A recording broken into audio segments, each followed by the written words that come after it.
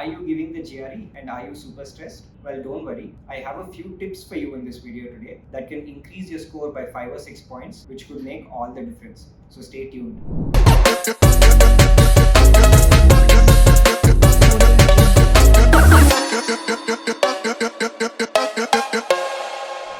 I am Sreekar Sanapareddy, the co-founder of Gradvine and an alumnus of Dartmouth College, and I'm back with another video related to the master's application journey. So let me start off by telling you one thing, right? The GRE is not the be-all and end-all of your application, so don't try and go in targeting a 330. Of course, a 330 helps, but in most cases, if you get around a 315, 320, you'll be fine for a lot of universities. That being said, the GRE still plays a role. If you are applying for a master's degree, we have a playlist that covers everything you need to know about the application process. You can watch that playlist by clicking here. Trust me, this playlist will be your best companion throughout the application process. So be sure to watch every single video. So now let's jump straight into my tips. The first question that a lot of you might have is, do I need to go to a coaching center and spend that money? I want to start off by saying that no coaching center is going to get you a magical score on its own. Most coaching centers and patterns of training are also very similar, and the score that you get largely depends on your own practice and your own aptitude.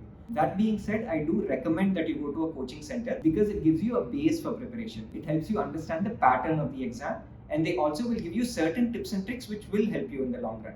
Understanding the pattern of the GRE is very, very important. You will have an analytical writing section, popularly known as the AWA, which will be about an hour of writing 2 essays.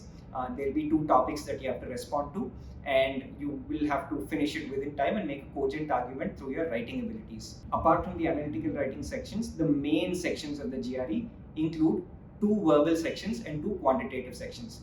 There will also be another section, what is a dummy section, which will not be scored, which could be either verbal or quantitative. You will not know which section this is until you go and attempt the exam. Apart from the pattern, these coaching centers also give you certain tips like I mentioned. The first is a simple tip like eliminating the extreme options in reading comprehensions. Like, if any option has the words never or always, that's rarely the right answer. Now, this is a tip that universally works across the board. However, don't follow the tips and tricks given by these coaching centers blindly. Some methods and approaches to solving questions may work for you, whereas some others might work for others. Moving on to my next tip for the GRE. I see a lot of students talking about how they prepare 2,000 words, 3,000 words, some of it 4,000 and 5,000 words. You do not need to do that. There's usually a set of 1,000 words or so that are prescribed by most coaching centers and websites, which will do the job. The challenge with GRE verbal sections is the way the sentences are structured. So you might have word options in sentence completions, which you are all aware of, but the way the sentence is structured is so complicated that you will not know the right word to fit in. Therefore, practice comes in at this stage far more than you by hearting a ton of words. Those 1,000 words and those meanings will be fine, but beyond that, your practice is going to help you sail through. Another tip I have for you in the verbal section is to focus more on the reading comprehension. Now, why I say this is that I've seen maximum number of students are able to have a high success rate in the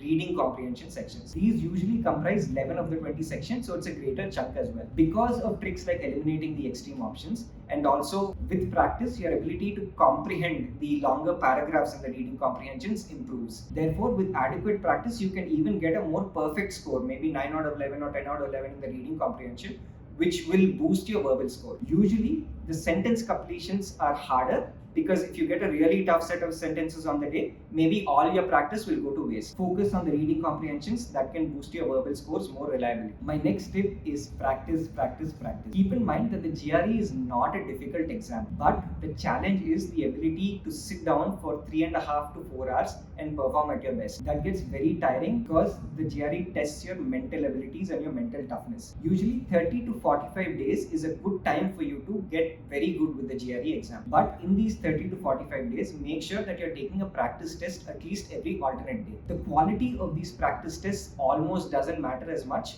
but you attempting the entire exam does. What do I mean by the entire exam? I see a lot of students skipping the AWA section and giving only the verbal and quant sections and deeming that as practice for the exam. On the actual test day, you will not be able to skip the AWA. Writing the GRE, the 4 or 5 sections, after writing essays for an hour is a whole different challenge. So make sure you're attempting the AWA section in every practice attempt that you're giving. The other thing that has proved to work for a lot of students is that they give the practice test during that time period that they're actual test is scheduled for, in the sense the morning, evening, or afternoon. Therefore, your mind is trained to perform at that level during those hours, and it will come naturally to you once you sit for the exam. But if you skip the AWA section during your practice test, you're not adequately simulating the GRE exam, and that is going to affect your score. Finally, don't take too much pressure. Pressure subtracts 5 or 10 points from your score automatically. I know it's easier said than done, but think about it this way. The GRE is not an entrance exam. Also, you can take it any number of times because universities don't care. So if you go into the exam with the attitude that, okay, I'll give it my best shot. If it doesn't work out, I'll just come back later. Or even if you go in with the mindset that the rest of my profile is good, even if my GRE score is a little lower, it's fine. You'll be writing the exam with an open mind without the stress. And trust me, less stress you have, the better you're going to perform on the day.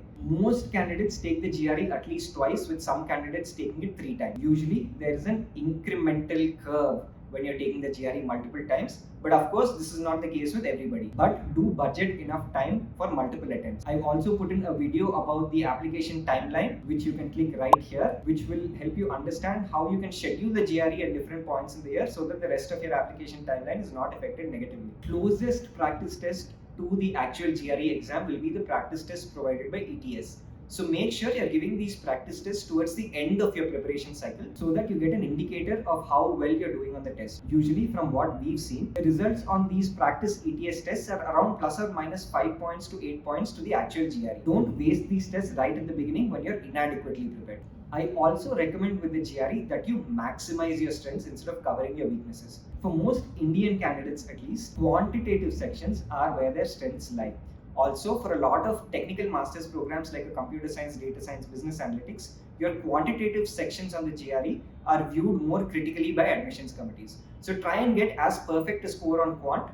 If you can make baby steps and make incremental improvements on your verbal, you'll still be fine. But don't lose out on the quant section. It is slightly easier to score and extremely critical. So in conclusion, getting a good GRE score is not magic. There's no magic formula that we are going to give you that's going to help you ace it, right? But these tips will help you increase your score in small increments, and that's what's going to make all the difference. So if you like this video and found it useful, be sure to like, share, and subscribe to our YouTube channel, because there's going to be plenty of videos that can make a massive difference in your application process and perhaps take you to your dream university. A big thank you to all you guys, because we've hit 1,000 subscribers in pretty quick time. I'm glad that you're liking our content, and we hope to put out some brilliant videos that will help you out as time goes by. If you are someone who already has admits and you're wondering about the very complicated post-admit process, don't worry, we have a video series for that too. Check out my co-founder Suraj Perry's content, the link to which is right here, which is going to cover everything related to the post-admit process, right from I-20 to funding to the visa. We've got you covered.